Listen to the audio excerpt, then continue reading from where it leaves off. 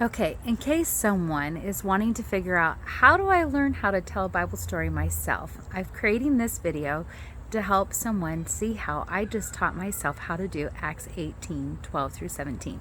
As you can see, I have my trusty partner here, Princess Peach. It's afternoon and I think she just wants to take a nap. So she's listening, but I would say she's not active listening today.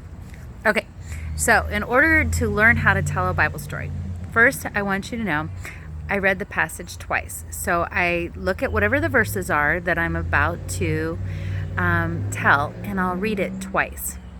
In this case, I was doing the story of Acts 18, verses 12 through 17. It's only 9 verses, so it wasn't a lot of reading for me to go through. But I made sure that I read it so that I would have it inside me. And then what I did, because this helps me, it doesn't always help everyone, but I kind of like to look at words. I don't always do this, but today I did this to show you this method of learning. What I did, I'm going to show you my paper. You see it? I wrote out my story. So I take the passage and I look at it, and then I think about how I can stay true to what was actually said in the passage, but put it in my own words. And the reason why I put it in my own words is because I want it to sound like it's me talking, not me giving a memorization. And I want to stay true to the story, so I don't want to add to it and I don't want to take from it, but I will put it in my own words in the way that I would speak. That makes it more comfortable for me to tell. And if you look at the chart that I just had, do you see how I have a list of words right there? I call that my one word outline. And what I do is I will take key words from the story that I have written out and I'll write them down, because somehow for myself, by creating a one word outline, it helps me to actually organize the story better.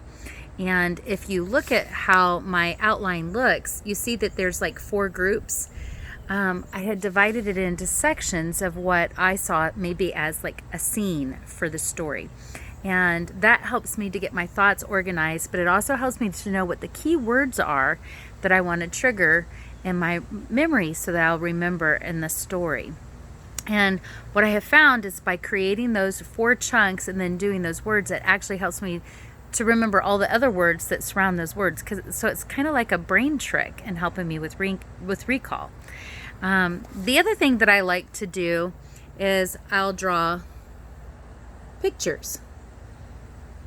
I don't always draw the pictures with the intent so that I'll use them to tell the story, but I'll draw the pictures because the pictures help my mind. I'm a visual learner. So just like I like the word outline, I also like to use drawings because the drawings can help me with the recall. The crazy thing is that I have practiced storytelling long enough and many years enough that I don't have to do all of these methods anymore every time I tell a story. It's almost as if my mind has already created maps, and so it'll come quicker and easier because I've been doing it long enough. But these were critical at the very beginning when I was first learning how to tell a story. So if you pick out a Bible passage, make sure you keep it short. Don't choose a long one, choose a short one. Notice that this one is only 9 verses long. And then read it twice, tell it out loud, see how you do. Look at the passage again to see if you did it accurately, because you want to stay true to what you've heard or read in the story.